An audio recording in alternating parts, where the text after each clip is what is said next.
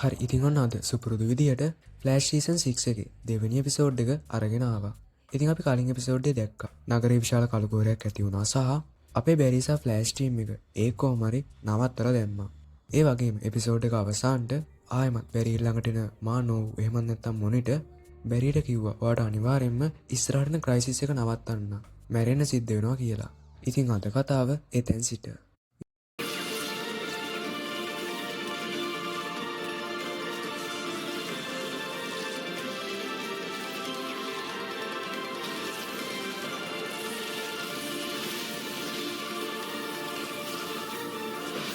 ඉතින් මේ එපිසෝඩ් එක පටන් ගන්නෙම කලින් එපිසෝඩ් එක ඉවර වුණ තැන ඉඳලාමයි. මේ වෙලාවේ අපේ බැරි ඉස්සරහට කරන්න මොකද්ද කියලා හිතා ගන්න බැරුව හිටියත් අයිරිස් ඇවිල්ලා බැරිට කියනවා මේ අහන්න බැරි. අපි අනාගතේ වෙන්න තියෙන දේවල් නම් කොච්චර වෙනස් කරලා තියෙනවද? ඉතින් ඒ නිසා අපිට අනිවාර්යෙන්ම මේ දේත් වෙනස් කරන්න පුළුවන් කියලා. ඉතින් ඊට පස්සේ අයිරිස් අහනවා අපි කොහෙන්ද පටන් ගන්නෙ කියලා. මේ වෙලාවේ අපේ බැරි කොල්ලා කියනවා මම හිතන්නේ මම ඉස්සෙල්ලාම ක්‍රයිසිස් එක වෙන දවසේ මොන වගේද කියලා මගේ ඇස් දෙකින්ම දැක්කනම් හොඳයි කියලා. ඉතින් ඊළඟ සීන් එක අපිට පෙන්වන්නේ තවත් ගන්න එකක් මිලදී ගන්න ඇවිල්ලා ඉන්න රැම්සි රෝසෝව. ඒ ඉතින් මේ වෙලාවේ මේ ගන්න එක විකුණන්න ආපු මිනිස්සයා සැලැස්ම වෙනස් කරා. දැන් ඒක ඩොලර් 5000යි කියලා කියනවා. ඒ ඉතින් රැම්සි කියනවා මෙයාන්න මට කලින් කිව්වේ මේක ඩොලර් 500යි කියලා. ඉතින් ඊට පස්සේ මේ මිනිස්සයා එහෙනම් කරන්න දෙයක් නැහැ කියලා මෙතනින් යන්න යනවා.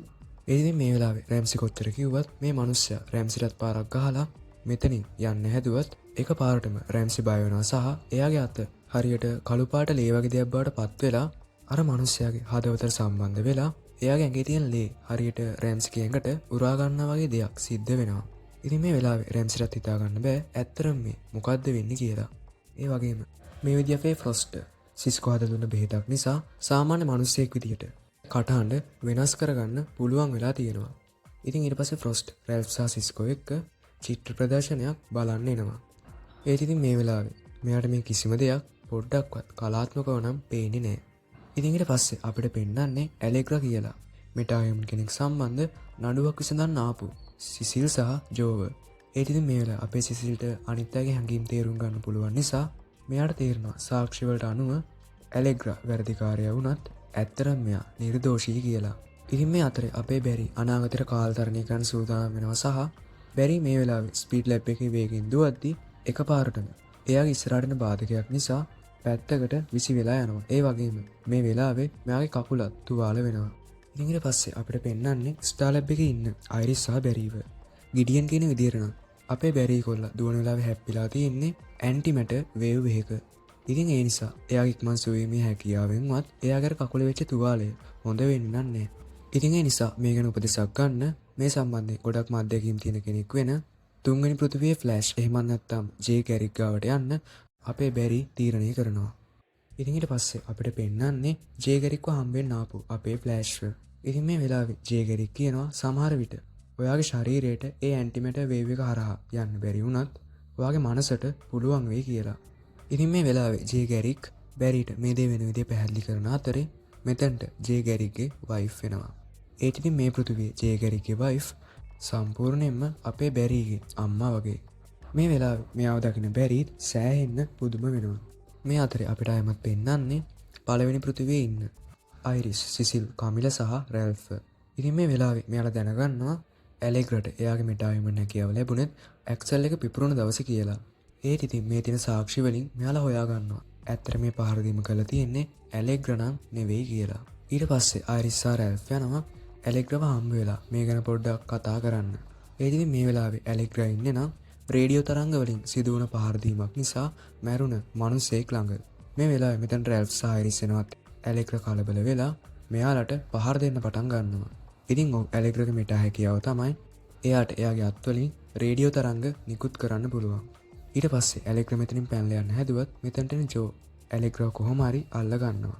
ඉතින් මේ අතරේ තුන්වෙනි පෘථිවියේ ඉන්න අපේ බැරි ජේ ගැරික් ගාව තියෙන මැෂින් එකේ උදව්වෙන් ක්‍රයිසිස් එක දවසේ වෙන්න තියෙන දේ දකිනවා.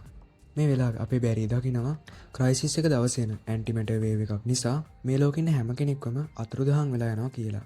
ඒ වගේම බැරි දකිනවා මල්ටිවර්ස් එක බේර ගන්න ඕන නිසා එයා වේගෙන් ඒ ඇන්ටිමැටර් විරුද්ධව දුවනවා සහ ඒක නිසාම එයාව අතුරුදහන් වෙලා යනවා.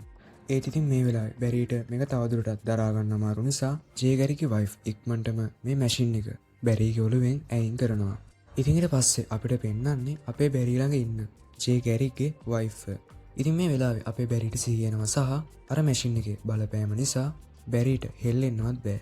ඉතින් බැරිට මේක දැනෙන්නේ හරියට යාගේ ස්නායු ගිනි ගන්නවා වගේ. ඒත් ඉතින් ජේගැරික් කියන විදියට ටික වෙලාවක් යද්දි බැරිගේ ඉක්මන් සුවීමේ හැකියාව නිසා මේකත් හොඳ වෙලා යයි කියලා. ඒ වගේම ජේගැරික් අහනවා බැරිගෙන් ඒ වෙලාව ඇත්තටම ඔයා මොකද්ද දැක්කේ කියලා.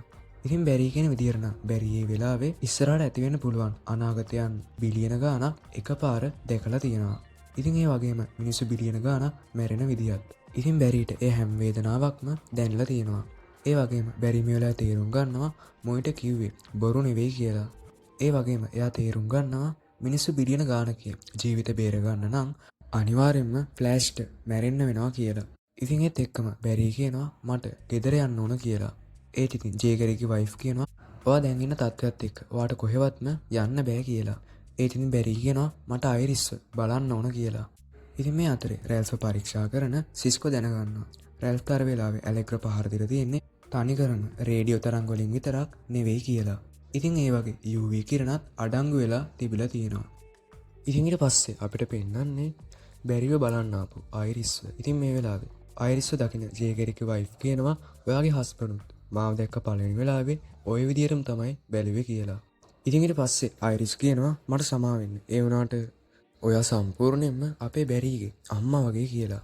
ඉතින් ඊට පස්සේ බැරි අයිරිස් ගාවට යනවා සහ මේ වෙලාවේ බැරි ඉන්නේ එයාගේ පෘථුවියේ. ඉතින් ජේගැරි බැරිව එයාගේ පෘථුවියට එක්කන් ඇවිල්ලා. ඉතින් ඊට පස්සේ බැරි අයිරිස් තියා දැක්ක හැම දෙයක්ම කියනවා සහ අයිරිස් කියනවා අපි කොහොම හරි ඒ හැම දෙයක්ම නවත්තමු කියලා. ඒ ඉතින් මේ වෙලාවේ බැරි කියනවා නෑ මට දැන් තේරෙනවා මොන්ට කියපු හැම දෙයක්ම ඇත්ත තමයි අපිට මේ කිසි දෙයක් නවත්තන්න බෑ කියලා. ඉතින් ඒ වගේම බැරි කියනවා අපිට මේ වෙන්න තියෙන හැම දෙයක්ම පිළිගන්න වෙනවා කියලා. ඒත් ඉතින් අයිරිස් නම් මේ කිසිම දෙයක් පිළිගන්න කැමති වෙන්නේ නෑ. අයිරිස් කියනවා අපිට මේ හැම දෙයක්ම නවත්තන්න පුළුවන්. ඒ වගේම මම දන්න බැරි කවදාවත් දුවන එක නවත්තන්නේ කියලා. ඉතින් ඊට පස්සේ මෙතනට ජෝ වෙනවා සහ බැරි මේ කතාව අපේ ජෝටත් කියනවා. ඉතින් එයා කියනවා ජෝ මට දැනෙන විදියට මම මේ හැම දෙයක්ම උත්සාහ නොකරම අතාරිනවා වගේ කියලා. ඒ ඉතින් මේ වෙලාවේ ජෝ අපේ බැරි කොච්චර ශක්තිමත් කෙනෙක්ද කියලා එයාට මතක් කරලා දීලා එයාව කොහොම හරි ධෛර්යමත් කරනවා. ඉතින් මේ අතරේ චිත්‍රයක් අදින ගමන් ඉන්න ෆ්‍රොස්ට් ගාවට අපේ සිස්කෝ එනවා.